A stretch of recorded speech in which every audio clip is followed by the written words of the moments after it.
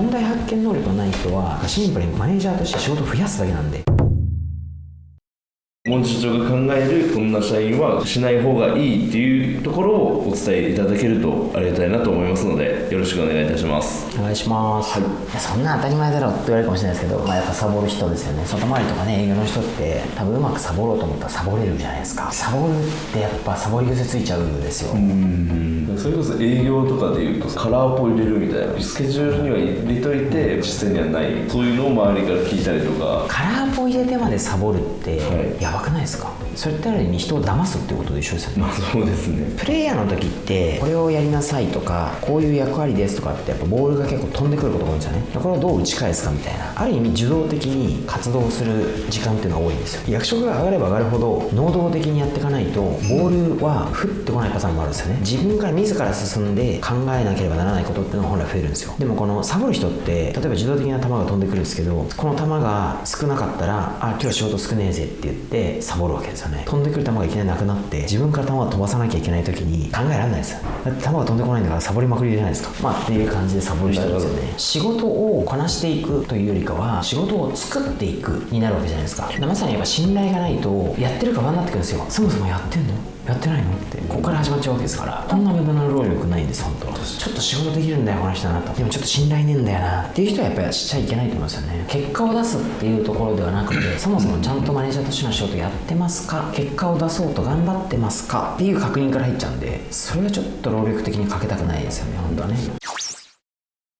できない理由が上手い人、口が上手い人いるんですよ。結構上司に取り入れるのが上手い人、ごまするのが上手い人とかみんな結構嫌いですよね。できない理由が上手い人がたまにいらっしゃいまして、例えば人が採用できません、5人取るのが目標だったけど2ですってなった時に、やっぱり僕ら目標達成することも大事なんですけど、その目標の達成のためにやるべきことをやっているかということをやっぱりよく見に行くんですけど、じゃあやるべきことやったのかとってなってくると、やりましたという根拠はこうですとか、うちの視点だと採用の求人をかけた時にリアクション率がこれでこれでこれでこれでと、だからものすごいちゃんとエビデンスとかすごく用意してきてるんですよね。データだけ見ると確かにそうだよねと説得力があるわけですよ。やるべきことはやったのかの論理からうまくこうデータを作ってきて、やっぱ普通の人からするとね、これだけ論理立てられたらそっかってやっぱなっちゃうんですよね。結果ってぶっちゃけ自分の能力で 100% どうにかできるもんでも正直ないと思うんです。でも行動は自分のやる気とか実際の行動でどうにでもできるじゃないですか。その結果が出ることはもちろんですけど、結果が丸、行動も丸っていうのは理想ですよね。だけれどもじゃあそれに対してあなたやるべきことやったんですかってことを聞きたいわけで、こっちは聞いてるんだけど巧妙にすり替えられてってですね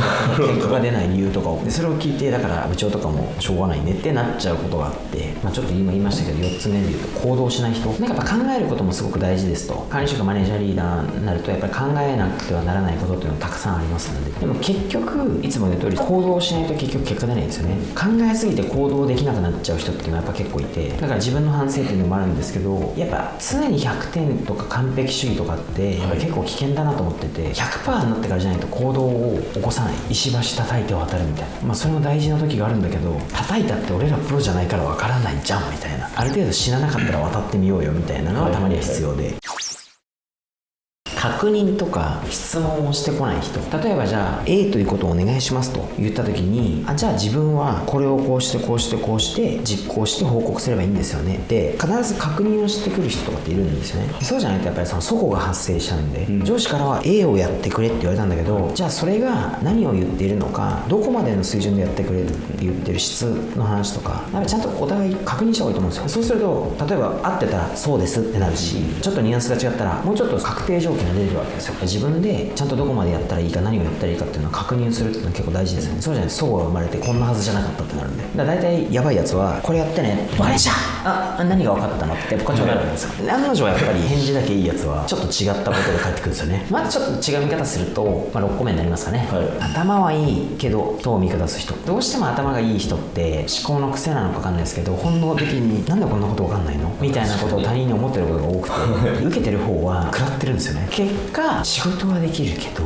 私あの人好きじゃないって言われちゃうパターンが多くて、そういう人をマネージャーにするとプレイヤーとして結果も出してるし頭がいいし、上司がやってることもすぐ飲み込むしすごいいいんだけど、蓋を開けたら結構周りから嫌われてたりして、マネージャーになった瞬間にみんな言うこと実は聞いてくれないとか結構こういうのがあって、でその人に感情でぶつかりに行っても論理で返されるというか、なんでもうみんなも言わなくなっちゃうんですよ。実績出した人で優秀な人とかっていうとこういうパターン結構多い。なるほどなるほど。あとはまあ人によって態度を変える人ですかね。上司とか社長とかにはごますって、同僚とかメンバーにはすごい態度悪くてみたいな、こんな人いると思うんですけど、こういう人もやっぱダメですよね。僕らから見えてる姿がすごく良くて、やっぱり結果それをよく確認しないでマネージャーにあげた時に、さっきと同じでやっぱり実は嫌いわれてるとか、うちとしては割と同僚とか部下とかにもリファレンスを多少取るようなことはやってますよね。会社や上司を悪者にして自分を上げる人。ちょっとうちの部署成績悪いから、来年度の予算削るって言われてて、だけど俺はみんなのために予算削られないように一生懸命戦うからとか、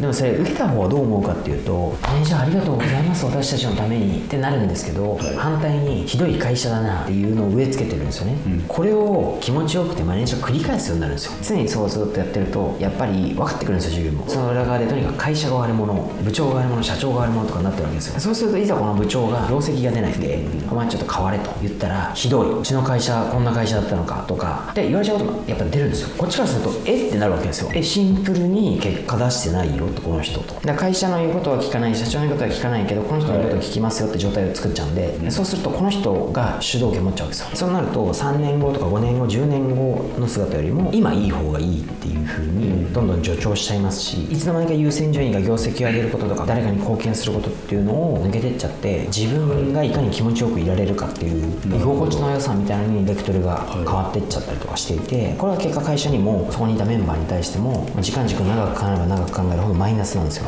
あと噂に惑わされる人はですね、それは事実ですか意見ですかと。結構意見が多いじゃないですか。何の根拠もないし主観だったりとかするし、なんか B さん A さんのこと嫌いかもしれないですって言った時に、俺のこと B さん嫌いなの、ちょっと俺ムカつくから俺も B さん嫌いだわっつって喧嘩始まってくるんですよ。 B さんからしたら実はそんなこと言ってなかったと、だけれども A さんがなんか最近俺に冷たいと、なんかあったのかなってちょっと聞いてみたら、は知らないよみたいな、なんかすごい粗悪な態度取られるとって言って、何にもそこには別に B さんが A さんを嫌いという事実じゃなくて噂とか意見じゃないですか。にもかかわらずそれに惑わされて B さんと A さんは仲がもう亀裂が入ってもう修復不可能ですみたいなことよくあるんですけど、わざとそういうのを労働する人もいるから。だから人間関係結構これで崩れやすいんですよ、みんな単純だから。なるべく会社の中でこういうことがあったら直接話しに行けっていうわけですよ。これにいちいち惑わされてると、やっぱマネージャー務まんないですよね。プレイヤーの時からやっぱ噂が大好きな人とか噂をすぐ真に受けちゃう人とかは、いやちょっとマネージャーに向かないですよね。で最後、問題発見力がない人、ビジネスやってると問題解決能がすごく働くと思うんですよね。マネージャーであればこの従業員が抱えてる問題を解決しよう、解決ってビジネスが動いてるわけですけど、目の前にあるちっちゃいことを解決するんですけど根本的なものは解決されないことが増えるんですよ。だから例えば A さんと B さんが仲が悪いんだってなった時に A さんと B さんを仲介しに行ってると、今度 C さんと D さんが仲悪いんだ、これ D さんと E さんもちょっと最近不穏なんだって、これ全部片付けに行ってるわけですよ。問題が起こってからそれを解決に行くわけですよね。でもそれってなんでそういうことが起こるんだろうな、不仲になる仕組みって全体を網羅してみた時に何があるんだろうって思ったら、ちょっと些細なトラブルの原因だったとしたら、それを均等化することが問題の本質だったりとか、そもそもなぜそういう仕組みになってるのかを説明すればで納得してもらえばいいだけの話だったりとかするわけですよ。問題発見能力のない人はシンプルにマネージャーとして仕事を増やすだけなんで、そのうちそれが仕事になって忙しいです。結果出ません。なるほど。まとめますと、サボる人、信頼がない人、できない理由が上手い人、行動しない人、確認や質問をしてこない人、頭が良くて見下す人、人によって態度を変える人、会社や上司を悪者にして自分を上げる人、噂に惑わされる人、問題発見能力がない人の10選です。アップル引っ越しセンターではホームページや SNS で様々な情報を発信しています。いつでも共に働く仲間を募集しておりますので、ぜひ興味持たれたら見ていただけると嬉しいです。また YouTube チャンネルでは対談、現場の様子、研修、様々な動画も発信しておりますので、ぜひチャンネル登録をしていただけると嬉しいです。最後に今日もこの動画を見ていただいてありがとうございました。ぜひいいねもよろしくお願いします。よろしくお願いします。ありがとうございました。